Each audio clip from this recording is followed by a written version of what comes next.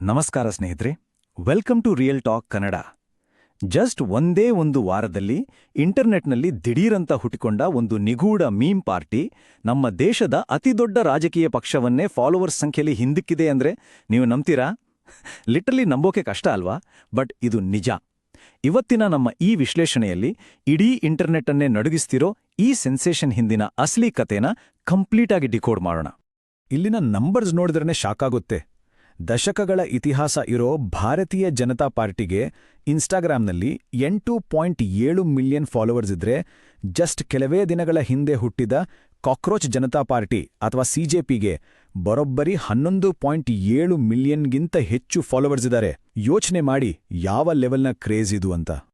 ಆದ್ರೆ ಇಲ್ಲಿರೋ biggest twist ಏನಪ್ಪಾ ಅಂದ್ರೆ, ಇಂಟರ್ನೆಟ್ನಲ್ಲಿ ಜೆನ್ಜಿ ಯುವಜನರ ಮಧ್ಯೆ ಅತಿದೊಡ್ಡ ರಾಜಕೀಯ ಅಲೆಯಾಗಿರೋ ಇದು ಆಕ್ಚುಲಿ ಒಂದು ನೈಜ ರಾಜಕೀಯ ಪಕ್ಷನೇ ಅಲ್ಲ. ಸೊ ಈ ಕಾಕ್ರೋಚ್ ಜನತಾ ಪಾರ್ಟಿ ಶುರುವಾಗಿದ್ದೇಗೆ, ಮತ್ತೆ ಇದರ ಹಿಂದಿರೋ ಆ ಮಾಸ್ಟರ್ ಮೈಂಡ್ ಯಾರು ಅನ್ನೋದನ್ನ ನಾವಿವತ್ತು ಎಳೆಯಾಗಿ ಬಿಡಿಸಿ ಹೇಳ್ತೀವಿ. ಕಮಾನ್, ಲೆಟ್ಸ್ ಡೈವ್ ಇನ್. ಓಕೆ, ಈ ಕಥೆ ಶುರುವಾಗೋದು ಮೇ 15ರಂದು ಸುಪ್ರೀಂ ಕೋರ್ಟ್ನಲ್ಲಿ ನಡೆದ ಒಂದು ಇಂಟ್ರೆಸ್ಟಿಂಗ್ ವಿಚಾರಣೆಯಿಂದ. 2014ರ ಹಳೆಯ ಸೀನಿಯರ್ ಅಡ್ವೊಕೇಟ್ ಹುದ್ದೆ ವಿವಾದದ ಬಗ್ಗೆ ವಕೀಲ ಸಂಜಯ್ ದೂಬೆ ಅವರ ಕೇಸ್ ನಡೀತಾಯಿತ್ತು. ಜಡ್ಜ್ಗಳ ವಿರುದ್ಧ ಸೋಷಿಯಲ್ ಮೀಡಿಯಾದಲ್ಲಿ ಪೋಸ್ಟ್ ಮಾಡಿದ್ದರ ಬಗ್ಗೆ ಕೋರ್ಟ್ನಲ್ಲಿ ಬಿಸಿ ಬಿಸಿ ಚರ್ಚೆ ಆಯಿತು. ಮತ್ತೆ ಅದರ ನೆಕ್ಸ್ಟ್ ಡೇನೇ ಅಂದ್ರೆ ಮೇ 16ರಂದು ಈ ಸಿಜೆಪಿ ಇನ್ಸ್ಟಾಗ್ರಾಮ್ನಲ್ಲಿ ಲಾಂಚ್ ಆಯಿತು. ಅಸಲಿಗೆ ಈ ಇಡೀ ಟ್ರೆಂಡ್ಗೆ ಕಿಡಿ ಹೊತ್ತಿಸಿದ್ದೇ ಮುಖ್ಯ ನ್ಯಾಯಮೂರ್ತಿಗಳ ಒಂದು ಮಾತು. ವಿಚಾರಣೆ ಟೈಮಲ್ಲಿ ಅವರು, ಈ ನಿರುದ್ಯೋಗಿ ಯುವಕರು ಸೋಷಿಯಲ್ ಮೀಡಿಯಾದಲ್ಲಿ ಸಿಸ್ಟಮ್ ಮೇಲೆ ಅಟ್ಯಾಕ್ ಮಾಡ್ತಿದ್ದಾರೆ, ಇವರು ಒಂಥರ ಪರಾವಲಂಬಿಗಳು ಮತ್ತೆ ಜಿರಳೆಗಳ ತರಹ ಅಂತ ಸ್ವಲ್ಪ ಅಸಮಾಧಾನದಿಂದಲೇ ವೇಳಿದ್ರು ಅಷ್ಟೇ. ನೋಡಿ, ಈ ಒಂದು ಹೇಳಿಕೆ ಇಂಟರ್ನೆಟ್ನಲ್ಲಿ ಕಾಡ್ಗಿಚ್ಚಿನ ತರಹ ಹರಡೇಬಿಟ್ಟು. ಸೊ ಮುಖ್ಯ ನ್ಯಾಯಮೂರ್ತಿಗಳ ಈ ಜಿರಳೆ ಹೇಳಿಕೆಗೆ ಡೈರೆಕ್ಟ್ ಕೌಂಟರ್ ಆಗಿ ಹುಟ್ಕೊಂಡಿದ್ದೆ ಈ ಕಾಕ್ರೋಚ್ ಜನತಾ ಪಾರ್ಟಿ ಅರ್ಥಾತ್ ಸಿಜೆಪಿ. ಇದೊಂದು ಪಕ್ಕಾ ಸಟೈರಿಕಲ್ ಅಂದ್ರೆ ಕಂಪ್ಲೀಟ್ ವಿಡಂಬನಾತ್ಮಕ ಡಿಜಿಟಲ್ ಮೂವ್ಮೆಂಟ್. ಮೂಲಗಳ ಪ್ರಕಾರ ಈ ನೀಟ್ ಪೇಪರ್ ಲೀಕ್ನಂಥ ಇಶ್ಯೂಗಳಿಂದ ರೋಸಿ ಹೋಗಿದ್ದ ಝೀಝಿ ಯುವಕರು ತಮ್ಮ ಫ್ರಸ್ಟ್ರೇಷನ್ ಅನ್ನ ಈ ರೀತಿ ಮೀಮ್ಗಳ ಮೂಲಕ ಸಖತ್ ವ್ಯಂಗ್ಯವಾಗಿ ಹೊರಹಾಕೋಕೆ ಶುರು ಮಾಡಿದ್ರು. ಇನ್ನು ಈ ಪಾರ್ಟಿಗೆ ಸೇರೋಕೆ ಇಟ್ಟಿರೋ ಕಂಡೀಷನ್ಸ್ ಕೇಳಿದ್ರೆ ನೀವು ನಕ್ಕೆ ಬಿಡ್ತೀರಾ.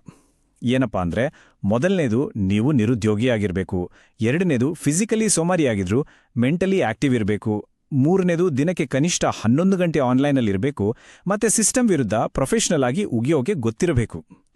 ಕೇಳೋಕೆ ತಮಾಷೆ ಅನಿಸಿದ್ರು ಇದರ ಹಿಂದಿರೋ ಯುವಕರ ಸಿಟ್ಟು ಎಷ್ಟಿದೆ ಅಂತ ನಮಗೆ ಅರ್ಥ ಆಗತ್ತೆ ಅಲ್ವಾ? ಪಾರ್ಟಿ ಮ್ಯಾನಿಫೆಸ್ಟೋ ಕೂಡ ಅಷ್ಟೇ ಕ್ರೇಜಿಯಾಗಿದೆ.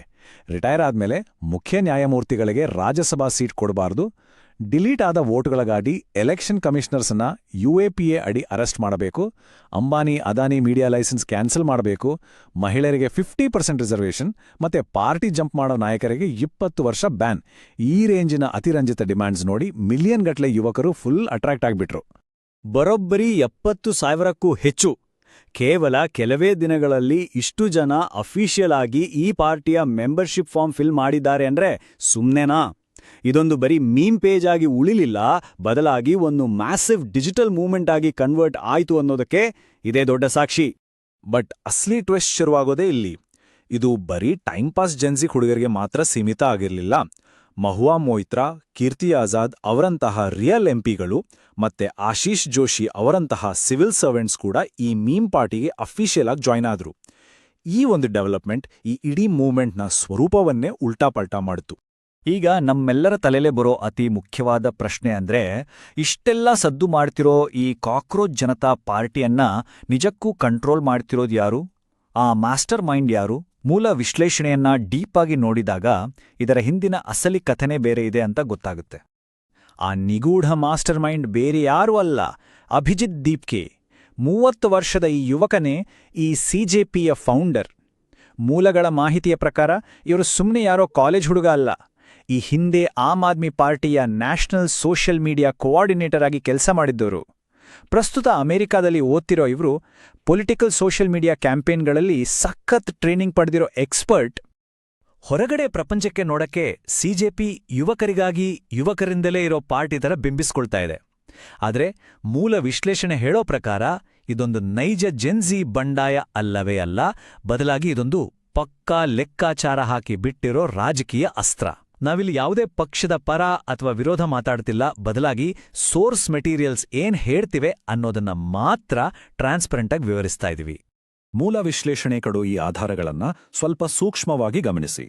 ಸಿಜೆಪಿಯ ಪೋಸ್ಟ್ಗಳು ಕೇವಲ NEET exam leak, anti BJP sentiments ಮತ್ತೆ ಅಂಬಾನಿ ಅದಾನಿ ಮೀಡಿಯಾ ಬಗ್ಗೆ ಮಾತ್ರ ಸಿಕ್ಕಾಪಟ್ಟೆ ಆಕ್ರೋಶ ವ್ಯಕ್ತಪಡಿಸ್ತವೆ. ಆದರೆ ಬೆಂಗಾಲ್ ಎಲೆಕ್ಷನ್ ಹಿಂಸಾಚಾರ, ವಿರೋಧ ಪಕ್ಷಗಳ ಫೇಲ್ಯೂರ್ಸ್ ಅಥವಾ ಲೆಫ್ಟ್ ವಿಂಗ್ ಮೀಡಿಯಾಗಳ ಬಗ್ಗೆ ಮಾತ್ರ ಇವರು ಕಂಪ್ಲೀಟ್ ಸೈಲೆಂಟ್. ಇದು ಅವರ ಸ್ಪಷ್ಟವಾದ ರಾಜಕೀಯ ಒಲವನ್ನ ತೋರಿಸುತ್ತೆ ಅಂತ ಮೂಲ ವಿಶ್ಲೇಷಕರು ವಾದಿಸ್ತಾರೆ. ಸೊ ಮೂಲ ವಿಮರ್ಶೆ ಪ್ರಕಾರ ಹೇಳೋದಾದ್ರೆ ಈ ಫೌಂಡರ್ ಒಬ್ಬ ನ್ಯೂಟ್ರಲ್ ಕಾಮೆಂಟೇಟರ್ ಖಂಡಿತ ಅಲ್ಲ. ಬದಲಾಗಿ ಅವರು 2029 ಎಲೆಕ್ಷನ್ಗೆ ಒಂದು ನಿರ್ದಿಷ್ಟ ಪಕ್ಷದ ಶ್ಯಾಡೋ ಕ್ಯಾಂಪೇನರ್ ಆಗಿ ಕೆಲಸ ಮಾಡ್ತಿದ್ದಾರೆ ಅಂತ ಹೇಳ್ತಾರೆ. ದೇಶದ ಯುವಕರ ಫ್ರಸ್ಟ್ರೇಷನ್ ಅನ್ನ ಒಟ್ಟುಗೂಡಿಸೋ ಒಂದು ಗೋಲ್ಡನ್ ಚಾನ್ಸ್ ಅನ್ನ ಕೇವಲ ಒಂದು ನಿರ್ದಿಷ್ಟ ಐಡಿಯಾಲಜಿಗಾಗಿ ಹೈಜಾಕ್ ಮಾಡಲಾಗಿದೆ ಅನ್ನೋದು ವಿಶ್ಲೇಷಕರ ದೊಡ್ಡ ಅಸಮಾಧಾನ. ಆಕ್ಚುಲಿ ಯೋಚನೆ ಮಾಡಿದ್ರೆ ಇದೊಂದು ಎಂಥ ಅದ್ಭುತ ಅವಕಾಶ ಆಗಿತ್ತು ಗೊತ್ತಾ. ಮೂಲಗಳ ಪ್ರಕಾರ ಅವರು ಇದನ್ನ ವಿದ್ಯಾರ್ಥಿಗಳ ಹಕ್ಕುಗಳಿಗಾಗಿ ಒಂದು ದೊಡ್ಡ ನ್ಯಾಷನಲ್ ಮೂವ್ಮೆಂಟ್ ಆಗಿ ಮಾಡ್ಬೋದಿತ್ತು. ಕೇವಲ ರೂಲಿಂಗ್ ಪಾರ್ಟಿಗೆ ಮಾತ್ರ ಅಲ್ಲ, ಎಲ್ಲಾ ಪಕ್ಷಗಳಿಗೂ ಪ್ರೆಷರ್ ಹಾಕ್ಬೋದಿತ್ತು. ಆದರೆ ಹಾಗೆ ಮಾಡದೆ ನ್ಯೂಟ್ರಲ್ ಮತ್ತೆ ರೈಟ್ ವಿಂಗ್ ಯುವಕರನ್ನ ಪೂರ್ತಿಯಾಗಿ ದೂರ ತಳ್ಳಿದ್ರು. ಇದರಿಂದ ಜೆನ್ಜಿ ಯುವಕರ ಟ್ರಸ್ಟ್ ಅನ್ನ ಮಿಸ್ಯೂಸ್ ಮಾಡ್ಕೊಂಡಂತಾಗಿದೆ. ಫೈನಲ್ ಆಗಿ ಈ ಮೂಲ ವಿಶ್ಲೇಷಣೆ ಒಂದು ಪ್ರಿಡಿಕ್ಷನ್ ಕೂಡ ಕೊಡುತ್ತೆ. ಈ ಸಿಜೆಪಿ ಚಳುವಳಿ ಕೇವಲ 1 ಅಥವಾ 2 ತಿಂಗಳು ಮಾತ್ರ ಹೀಗೆ ಟ್ರೆಂಡಿಂಗ್ನಲ್ಲಿರುತ್ತೆ ಅಷ್ಟೇ. ಯಾವಾಗ ಜನರಿಗೆ ಇದರ ಹಿಂದಿರೋ ರಿಯಲ್ ರಾಜಕೀಯ ಅಜೆಂಡಾ ಅರ್ಥ ಆಗುತ್ತೋ ಆ ಕ್ಷಣನೇ ಇದು ತನ್ನ ಕ್ರೆಡಿಬಿಲಿಟಿಯನ್ನ ಕಳೆದುಕೊಂಡು ಕಂಪ್ಲೀಟ್ ಆಗಿ ಮಾಯ ಆಗೋಗುತ್ತೆ ಅಂತ ಮೂಲಗಳು ಅಂದಾಜಿಸ್ತಿವೆ. ಇದೆಲ್ಲ ನೋಡಿದ್ಮೇಲೆ ನಮ್ಗೆಲ್ರಿಗೂ ಕಾಡೋ ಒಂದು ಗಂಭೀರವಾದ ಪ್ರಶ್ನೆ ಅಂದ್ರೆ, ಈ ಥರದ ಡಿಜಿಟಲ್ ಚಳುವಳಿಗಳು ನಿಜಕ್ಕೂ ನಮ್ಮ ಜೆನ್ ಝೆಡ್ ಯುವಕರಿಗೆ ಏನಾದ್ರೂ ರಿಯಲ್ ಪವರ್ ಕೊಡುತ್ತಾ, ಅಥವಾ ಹೀಗೆ ಹಳೆ ರಾಜಕೀಯ ಸಿಸ್ಟಮ್ಗಳಿಂದ ಮತ್ತೆ ಮತ್ತೆ ಹೈಜಾಕ್ ಆಗ್ತಾನೇ ಇರುತ್ತಾ? ಇಂಟರ್ನೆಟ್ ಆಕ್ಟಿವಿಸಂನ ಅಸಲಿ ಮುಖ ಯಾವುದು ಅನ್ನೋದನ್ನ ನಾವೆಲ್ಲರೂ ಕೂತು ಯೋಚನೆ ಮಾಡಬೇಕಾದ ಟೈಮ್ ಇದು. ಸ್ನೇಹಿತರೆ, ಈ ಸಿಜೆಪಿ ಬಗ್ಗೆ ನಿಮ್ಗೇನನ್ಸುತ್ತೆ? ಇದೊಂದು ನೈಜ ಯುವಜನರ ಧ್ವನಿನ ಅಥವಾ ಜಸ್ಟ್ ಒಂದು ರಾಜಕೀಯ ಅಸ್ತ್ರನ? ನಿಮ್ಮ ಒಪಿನಿಯನ್ ಏನು ಅನ್ನೋದನ್ನ ಕೆಳಗಡೆ ಕಮೆಂಟ್ಸ್ನಲ್ಲಿ ಖಂಡಿತ ತಿಳಿಸಿ. ಈ ವಿಶ್ಲೇಷಣೆ ಇಷ್ಟ ಆಗಿದ್ರೆ ನಮ್ಮ ರಿಯಲ್ ಟಾಕ್ ಕನ್ನಡ ಚಾನಲ್ಗೆ ಈಗಲೇ ಸಬ್ಸ್ಕ್ರೈಬ್ ಮಾಡಿ. ಹಾಗೆ ಈ ಇನ್ಫಾರ್ಮೇಷನ್ ಅನ್ನ ನಿಮ್ಮ ಫ್ರೆಂಡ್ಸ್ ಜೊತೆ ಶೇರ್ ಮಾಡೋಕೆ ಮರಿಬೇಡಿ. ಮುಂದಿನ ಇಂಥದ್ದೇ ಒಂದು ಪವರ್ಫುಲ್ ವಿಶ್ಲೇಷಣೆಯೊಂದಿಗೆ ಸಿಗೋಣ. ನಮಸ್ಕಾರ.